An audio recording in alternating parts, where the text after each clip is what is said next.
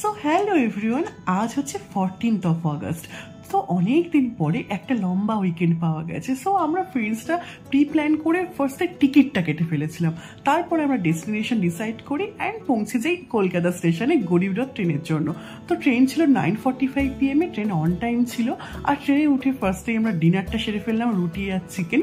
তারপরে ঘুমিয়ে আমরা পৌঁছে গেলাম সকালবেলা এনজেপি স্টেশনে। বাট এনজেপিতে নেমে খুবই ডিসঅ্যাপয়েন্টেড হয়েছি, একে বৃষ্টি নেই, প্রচণ্ড গরম, তারপর পার্কিং এরিয়াটা পুরো চেঞ্জ করে দিয়েছে।